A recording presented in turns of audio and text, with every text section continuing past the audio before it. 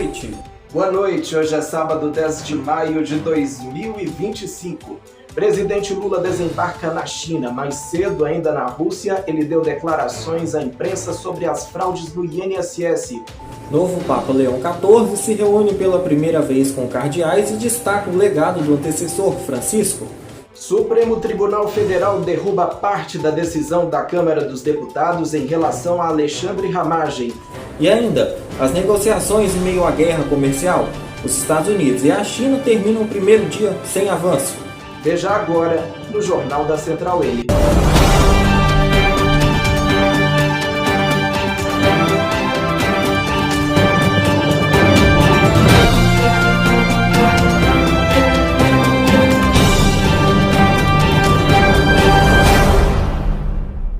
O Papa Leão XIV se reuniu neste sábado com o Colégio dos Cardeais pela primeira vez.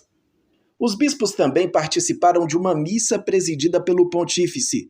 Durante o encontro, ele afirmou que a sua missão é desafiadora, mas acredita que poderá fazer o trabalho com a ajuda de Deus e dos cardeais, e que o Papa é um humilde servo de Deus e dos irmãos. Mais cedo, Leão XIV visitou a Basílica de Santa Maria Maior, onde o seu antecessor Francisco está sepultado. Amanhã, o Papa participa da tradicional oração Regina Coeli. No dia 18, deve ser celebrada a missa de início do pontificado. Também hoje, o Vaticano anunciou a foto oficial, o lema e o brasão do novo Papa. De acordo com o Vatican News, o brasão representa um escudo dividido em dois. Uma parte tem fundo azul e nele está representado um lírio branco. A outra tem um fundo claro e apresenta uma imagem que remete à Ordem dos Agostinianos, do qual o Papa faz parte. Se trata de um livro fechado, sobre o qual há um coração transpassado por uma flecha.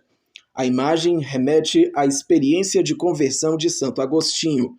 Já o lema em latim traz as palavras do santo em um sermão sobre o Salmo 127, e significa, abre aspas, embora nós cristãos sejamos muitos, no único Cristo somos um, fecha aspas. Em entrevista dada a veículos de imprensa em 2023, o então cardeal Prevost já havia lembrado que a unidade e a comunhão fazem parte do carisma da Ordem dos Agostinianos e do seu modo de agir e pensar. A primeira turma do Supremo Tribunal Federal decidiu restringir por unanimidade a decisão da Câmara dos Deputados que suspende a ação penal contra o deputado federal Alexandre Ramagem, do PL do Rio de Janeiro. O deputado é investigado no inquérito da trama golpista que foi denunciada pela Procuradoria-Geral da República. A questão de ordem sobre o tema foi levada ao julgamento após o presidente da Câmara, Hugo Mota, do Republicanos da Paraíba, enviar um ofício ao Supremo comunicando a decisão da Casa de suspender a ação penal sobre o golpe. Porém, o documento se tratava da suspensão de toda a ação penal e não apenas na parte que se refere ao parlamentar, além de não ter um tempo recorte para a suspensão.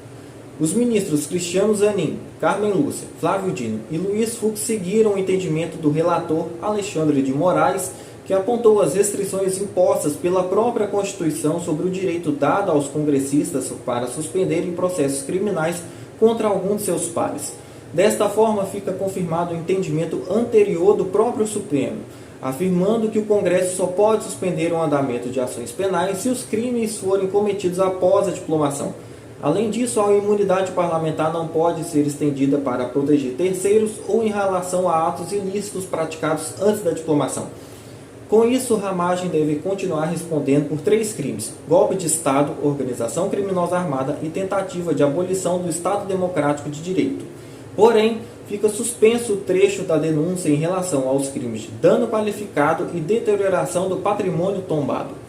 Em março, Ramagem se tornou réu por participar da trama golpista junto com outras 7 pessoas, incluindo o ex-presidente Jair Bolsonaro, apontado como líder e principal beneficiário, e outros militares e civis do círculo próximo do antigo mandatário. Os 8 réus compõem o chamado núcleo crucial do golpe, o Núcleo 1, tiveram a denúncia aceita por unanimidade pela primeira turma do STF. Antes de ser eleito deputado, Ramagem foi diretor-geral da Agência Brasileira de Inteligência, a ABIN. Ele foi acusado pela PGR de usar a estrutura do órgão para espionar ilegalmente desafetos de Bolsonaro. O episódio ficou conhecido como a BIM paralela. Os Estados Unidos e a China terminaram o primeiro dia de negociações sem nenhuma indicação de avanço divulgada. Desde que o presidente Donald Trump travou uma guerra comercial contra o país asiático, os Estados Unidos passaram a cobrar uma taxa de 145% sobre todas as importações chinesas. Em resposta, a China cobrou 125% contra os produtos norte-americanos.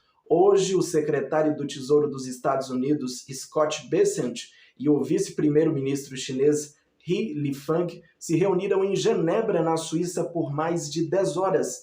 As conversas devem ser retomadas neste domingo, conforme planejado pelas autoridades. A expectativa de investidores do mercado financeiro é que essas reuniões possam acalmar os ânimos e esfriar a guerra comercial entre os dois países. O presidente Lula falou neste sábado sobre os descontos ilegais de aposentadorias do INSS. Ele segue em agenda internacional e já desembarcou na China. A reportagem é de João Lucas Duarte. O presidente Lula comentou o esquema de fraude no INSS em viagem à Rússia neste sábado. Quando perguntado sobre as críticas de demora na investigação, Lula afirmou não ter pressa e que o foco dos órgãos envolvidos na investigação é apurar com seriedade. É porque, veja, você poderia ter feito uma pirotecnia, sabe, e não ter apurado. Como a gente quer apurar com muita seriedade, tanto a CGU como a Polícia Federal foram a fundo na exploração para chegar no coração da quadrilha. Se tivesse feito um carnaval há um ano atrás, possivelmente tivesse parado no carnaval. Na sexta-feira, o INSS anunciou a devolução de mais de 292 milhões de reais para aposentados e pensionistas entre 26 de maio e 6 de junho. Segundo o Instituto, esse valor é referente às mensalidades de abril, que mesmo após o bloqueio foram descontadas por sindicatos e associações. Ainda sobre o assunto, o presidente reforçou que o início da fraude se deu em 2019. Nós resolvemos desmontar uma quadrilha que foi criada em 2019. E é por isso que nós vamos a fundo para saber quem é quem nesse jogo. E se tinha alguém do governo passado envolvido nisso. É isso que nós vamos fazer. E eu não tenho pressa. O que eu quero é que a gente consiga apurar para apresentar ao povo brasileiro a verdade e somente a verdade, porque eu não estou atrás de um show de pirotecnia. Desde quinta-feira, Lula estava em viagem pela Rússia, onde participou das celebrações do aniversário de 80 anos da vitória soviética sobre a Alemanha nazista na Segunda Guerra Mundial. Durante sua visita, Lula se reuniu com o presidente russo Vladimir Putin para discutir o fortalecimento da parceria estratégica entre Brasil e Rússia. Nós queremos incrementar essa discussão econômica com a Rússia. A Rússia é um parceiro importante para nós na questão de óleo, na questão de gás e na questão de pequenos reatores nucleares, que é uma coisa, novidade extraordinária para que a gente possa ter energia garantida para todo sempre. Lula já deixou Moscou neste sábado e agora segue em Pequim, capital da China, onde participará do encontro do Fórum China e Comunidades de Estados Latino-Americanos e Caribenhos.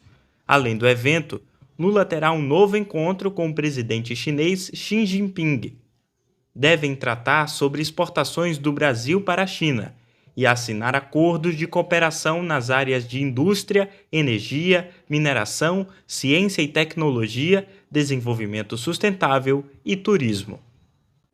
A Agência Espacial Russa informou neste sábado que a espaçonave Cosmos 482 caiu no Oceano Índico. A localização exata não foi informada.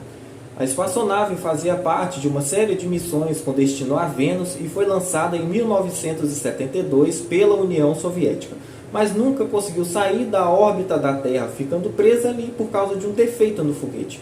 As chances de que alguma pessoa fosse atingida eram muito baixas, de acordo com os especialistas. Os destroços vão pertencer à Rússia conforme Tratado das Nações Unidas. O Jornal da Central N fica por aqui. Para rever as nossas reportagens, acesse o nosso site Uma ótima noite a você. Obrigado pela companhia, boa noite e um excelente domingo.